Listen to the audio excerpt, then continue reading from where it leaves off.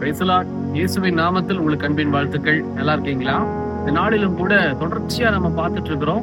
உபாகமம் 11:27 இப்படியே சொல்லுகிறது, கர்த்தருடைய கட்டளைகளுக்கு நாம் கீழ்ப்படியும் போது ஆசீர்வதிக்கப்படுவோம், ஆசீர்வாதத்தை பெற்றுக் கொள்ளுவோம்னு சொல்லி கர்த்தர் நமக்கு வாக்குத்தத்தம் பண்ணியிருக்கிறார் இந்த மாசம். அப்படியாகவே நிறைய பரிசுத்தவான்கள் கர்த்தருக்கு கீழ்ப்படியும் போது, கர்த்தருடைய கட்டளைகளுக்கு கீழ்ப்படியும் போது ஆசீர்வதிக்கப்படுகிறார்கள். தொடர்ச்சியா ஒவ்வொரு பரிசுத்தவானையும் பார்க்கிறோம். இன்னைக்கு யாரை பார்க்க போறோம் அப்படின்னா வேற யாரும் இல்ல, யாக்கோபு.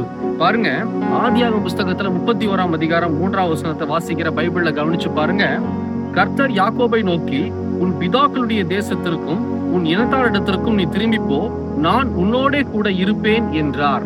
இந்த வார்த்தையை யாக்கோபுக்கு ஆண்டவர் சொல்றாரு, நான் உன் கூட இருப்பேன், ஆனா நீ உன்னுடைய இனத்தாருடைய தேசத்துக்கு திரும்பி போ.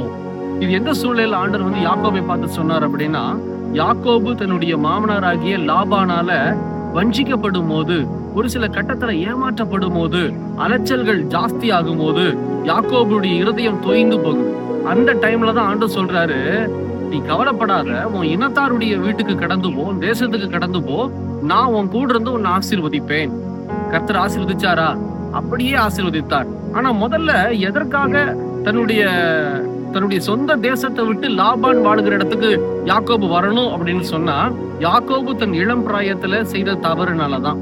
ஈசாக்க ஏமாத்தி, அதாவது சொந்த தகப்பனாரையும் ஏமாற்றி, சொந்த அண்ணனையும் ஏசாவையும் ஏமாற்றி, ஒரு சின்ன காரியம் ஏமாத்து வேலையை செய்ததுனாலதான் தாய் சொல்லை கேட்டு ஓடி வந்தார் இங்க லாபானுடைய இடத்துக்கு.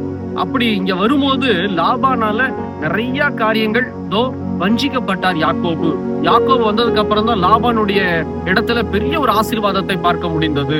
ஆனா அந்த ஆசீர்வாதத்தை லாபான் தனக்காக, தன்னுடைய மாமனார் தனக்காக பயன்படுத்தினத என்னைக்கு யாக்கோபு உணர்ந்தாரோ அந்த நொடியிலே கலக்கமானார். அந்த கலக்கத்தை நீக்குவதற்கு பாருங்க, ஆண்டவர் என்ன செய்யறாரு, யாக்கோபே நீ கலங்காத, நீ வஞ்சிக்கப்படுற, நீ ஏமாற்றப்படுறன்னு சொல்லி கலங்குறியா? இல்ல, நான் உனக்கு ஒரு ஆலோசனை கொடுக்கறேன், நான் உனக்கு ஒரு வழியை காமிக்கிறேன்னு சொல்லி ஆண்டவர் பாருங்க, உன்னுடைய இனத்துக்கு போ, உன்னுடைய தேசத்துக்கு போ, நான் உன் கூட இருந்து உன்னை ஆசீர்வதிப்பேன்.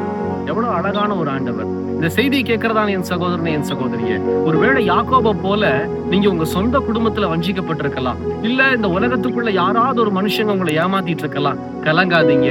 நீங்க ஆண்டவருடைய பிள்ளைகளா இருந்தீங்கன்னா, கர்த்தருடைய கட்டளைகளுக்கு, வார்த்தைகளுக்கு, வசனத்துக்கு கீழ்ப்படிஞ்சு வாழ்ந்தீங்கன்னா, கர்த்தர் உங்களை ஒருபோது யாரிடத்திலும் ஏமாந்து போக விட மாட்டார். கர்த்தர் இதோ உங்களோடு கூட இருந்து உங்களை பலத்த வகையில் ஆசீர்வதிப்பார். பாருங்க, யாக்கோபு அழகா, நீ உன் இனத்துக்கு போ, உன் தேசத்துக்கு போ, உன் இனத்தாரோட சேருன்னு சொல்லி கர்த்தர் அனுப்புகிறார். போற வழியில சகோதரன் ஏசா கேள்விப்பட்டு, யாக்கோபு வர்றதை கேள்விப்பட்டுறாரு. ஆனாலும் கூட அந்த சமயத்துல நடு பிரயாணத்துல யாக்கோபு தேவனை தேடும் போது கர்த்தர் யாக்கோபுக்கு ஒரு பெரிய ஆசீர்வாதத்தை வைத்திருக்கிறார். ஏசாவோட இருதயத்தை இப்படிங்கிறப்பல மாத்திட்டார். வாசிச்சு பாருங்க வரக்கூடிய அதிகாரங்களை. அழகா ஏசாவையும் யாக்கோபு இணைத்து வைத்தார் நம்முடைய ஆண்டவராகிய கர்த்தர். யாக்கோபுக்கு ஒரு குறையும் வைக்கல. கர்த்தரை தேடும் போது, கர்த்தருடைய வார்த்தைக்கு கீழ்ப்படிந்து வாழும் போது, யாக்கோபு தவறு செய்திருந்தாலும் அந்த தவறை உணர்த்தி அந்த தவறுல இருந்து மீட்டு கொண்டு யாக்கோபு ஆசீர்வதித்தார். இன்னைக்கு ஒருவேளை நீங்களும் உங்க வாழ்க்கையில தவறு பண்ணியிருக்கலாம், யாருக்காவது துரோகம் பண்ணியிருக்கலாம், ஏமாத்தி இருக்கலாம். ஆனா இன்னைக்கு ஆண்டவர்ட்ட மன்னிப்பு கேளுங்க.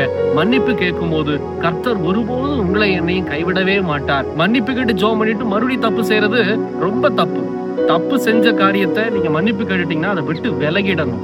அப்பதான் கர்த்தருடைய ஆசீர்வாதம் நிலையா இருக்கும், நம்மை பலப்படுத்துவார். ஒப்பு கொடுக்கலாமா? கண்களை மூடி.